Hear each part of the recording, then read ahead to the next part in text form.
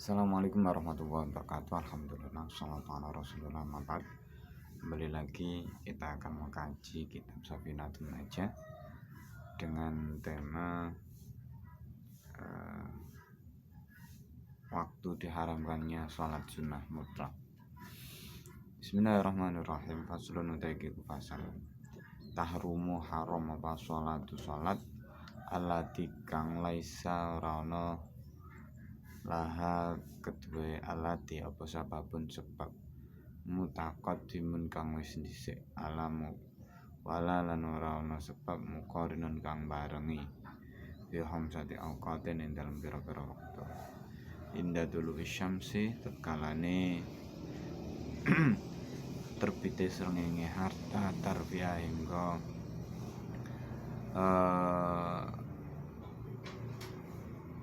terbit apa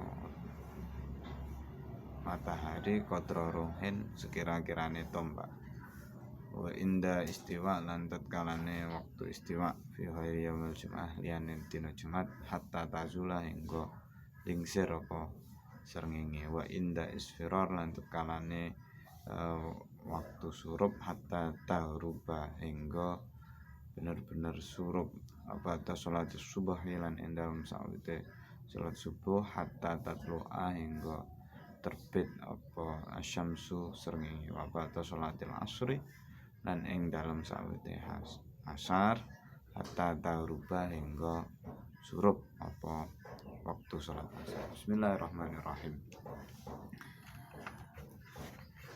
Diharamkan sholat yang tidak memiliki sebab atau kita sebut sebagai sholat sunnah mutlak. Sholat sunnah mutlak itu tidak memiliki sebab, juga tidak memiliki waktu.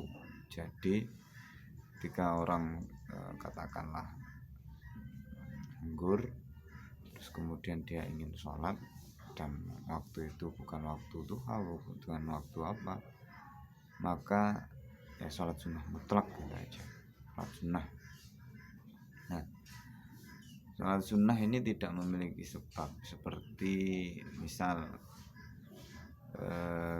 kalau tahiyatul masjid itu berarti seseorang masuk ke dalam masjid lalu disunnahkan untuk sholat sunnah, maka dia memiliki sebab, yakni sebabnya masuk masjid, maka sholatnya disebut sebagai sholat tahiyatul masjid. Terus atau sholat yang memiliki waktu seperti ba'datul isya, qobliyah duhur, seperti itu qobliyah subuhi, itu kan ketika menjelang waktu subuh, sudah masuk subuh, sudah masuk waktu subuh, terus dia melakukan sholat sunnah qobliyah subuh sebelum subuh, terus kemudian baru sholat subuh. Jadi sebabnya ya atau waktunya ya dimana sebelum melakukan sholat subuh. Seperti ini punya sebab atau punya waktu. Nah, sholat sunnah mutlak itu tidak punya sebab dan tidak punya waktu, bebas saja. Nah, sholat sunnah mutlak itu diharamkan pada 5 waktu berikut. Yang pertama ketika matahari terbit hingga tinggi matahari kira-kira satu tombak. Ya gampangnya kalau di masa modern sekarang diharamkan sholat sunnah mutlak ketika matahari terbit hingga masuk waktu duha. Bisa dilihat di tanggalan atau di waktu sholat duha di daerah masing-masing itu jam berapa. Sebelum sholat duha itu masih diharapkan sholat sunnah mutlak. Setelah itu ya bebas, silakan. Terus kemudian ketika waktu matahari tepat di atas kita atau waktu istiwa, nah itu juga diharamkan sholat sunnah mutlak. Terus hingga masuk waktu duhur. Masuk waktu duhur berarti matahari sudah lingsir, sudah bergeser sedikit, terus kita di bawah kita sudah muncul bayangan karena matahari sudah agak ke barat sedikit. Nah, itu sudah boleh sholat sunnah mutlak. Terus ketika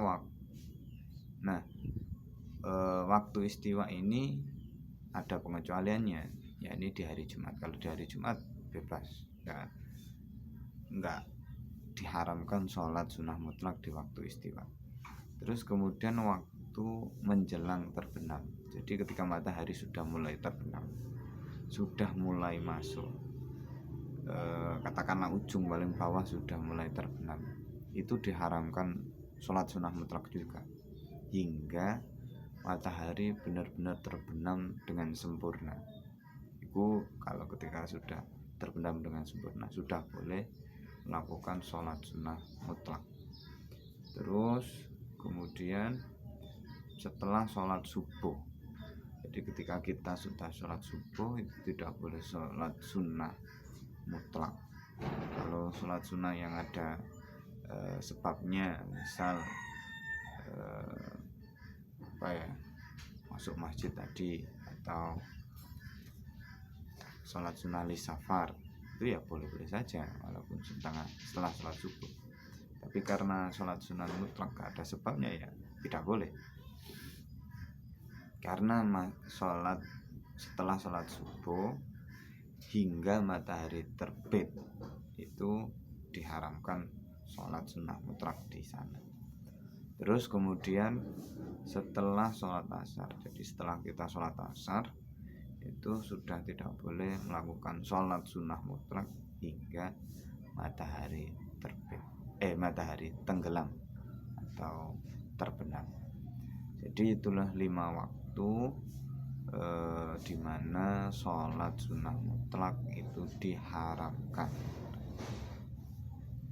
Khairul kalam. Assalamualaikum warahmatullahi wabarakatuh.